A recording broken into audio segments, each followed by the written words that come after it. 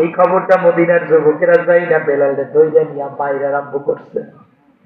মারতে মারতে মারতে মারতে হাত নাই, পা নাই, পেট নাই, পিঠ নাই, নারী বুড়ি বেরিয়ে গেছে, রাস্তার পারে ফালায় রাখছে। যত মারে ততই বেলালের জবাব থেকে বের হয় আহাত, আল্লাহ এক। আওয়াজ দিয়া বলবেন আল্লাহ কয়জন? আরো জোরে।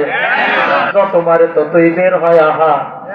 হযরতে আবু বকর পাশ দিয়া যায়, তাকায় দেখে বেলালের অবস্থা বড় খারাপ। ডাক দিয়া বলে, হে মদিনার যুবকেরা রে, বেলাল রে পাইল না। বেলালের মাও নাই, বাবাও নাই, জায়গা জমি কিছুই নাই। বেলাল রে আমাদের কাছে বিক্রি করে দাও। ধমকায় বলে, বেলাল রে কিনবার মতো পয়সা তোদের কাছে নাই। আবু বকর দৌড়ে যায় মসজিদে নববীতে, নবীর কাছে বলে, বেলাল রে বাইরে একদম মুমূর্ষু অবস্থায় রাস্তার পারে ফালায় রাখছে, আমি কিনতে চাইছিলাম, বলছে তোদের কাছে পয়সা নাই। নবী বেলাল রে সাহায্যের জন্য একটু হাত বাড়ানো দরকার। নবীজি কেটে ফেললেন আর সাহায্য চাইলেন। যে যার মতো দিল। 2000 দিরহাম জমা হয়ে গেছে। ওই সময়ে 2000 দিরহাম বর্তমানে 2 কোটি টাকারও বেশি। সুবহানাল্লাহ কয় আরো জোরে, আরো উঠলা বলে আবু বকর, ওমর, উসমান, আলী পাঠায় দিলেন, যাও বেলাল রে নিয়ে আসো। টাকার বস্তা দিয়া হযরতে বেলাল রে নিয়ে আসলেন। বর্তমান আধুনিক চিকিৎসা তখন ছিল না। বেলাল রে সেবা করা আরম্ভ করলো।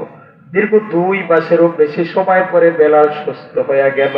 একদিন জোহরের নামাজে নবীর পিছনে যাইয়া বেলাল নামাজে দাঁড়াইছে। সালাম ফিরাইয়া নবীজি দাঁড়ায় দেখে বেলাল। নবীজি জায়গায় যাইয়া বেলাল রে চড়ায় ধরে কাঁদবে আর বলে, বেলাল,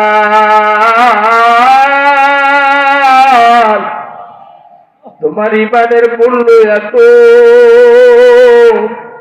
কাফেরেরা মারতে মারতে তোমার সব শেষ করে ফেলাইল, তবুও তোমার ইমান তুমি ছাড়ো নাই।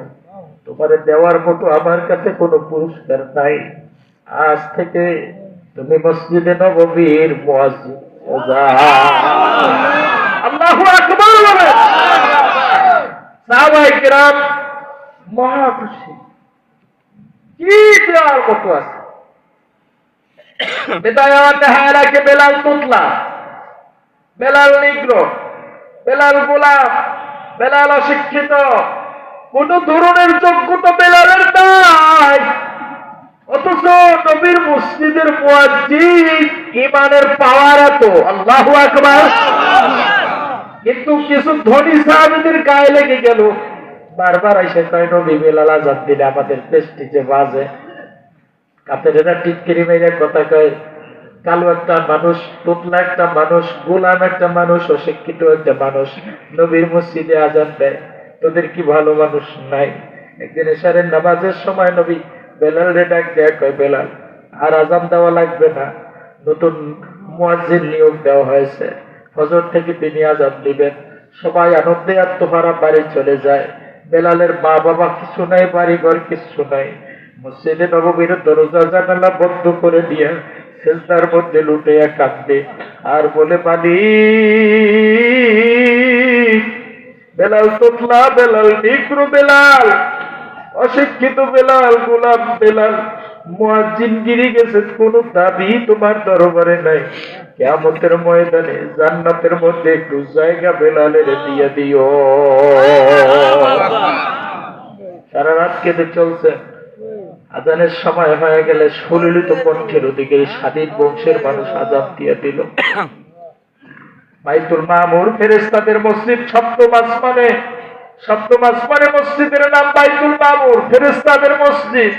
জিবরিল আমিন এসে নবীর সালাম দিয়া কয়, ও গো নবী, আজকের কি মসজিদে নববীতে ফজরের আযান হয় নাই? আল্লাহু আকবার বলেন। নবী বলেন, হ্যাঁ আযান হয়েছে। জিবরিল আমিন কয়, না আযান হয় নাই। নবী আবার বললেন, সুললিত কণ্ঠের ওদিকে মুয়াজ্জিন আযান দিয়েছে। জিবরিল আমিন কয়, ও গো নবী, বেলাল আযান দিলে শুধুমাত্র মদিনার মানুষেরাই শুদ্ধ এমনটা না,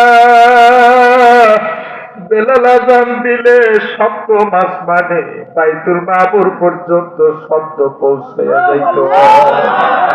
বেলালের আযানের শব্দ শুনে আমরা নামাজে দাঁড়ায় যাইতাম।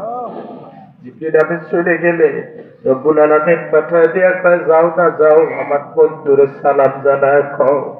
মদিনার মানুষেরা বেলালে বাদ দিতে পারে, বেলাল নিগ্র তোতলা কালো গোলাপ বলে বাদ দিতে পারে, কিন্তু বেলালের ইমানের দাম আমি মাওলার কাছে অনেক বেশি। আমার বন্ধুরে জানাও যতদিন পর্যন্ত বেলাল আযান না দিবে ততদিন পর্যন্ত পূব আকাশে আমি মাওলাও সূর্য উঠাবো না।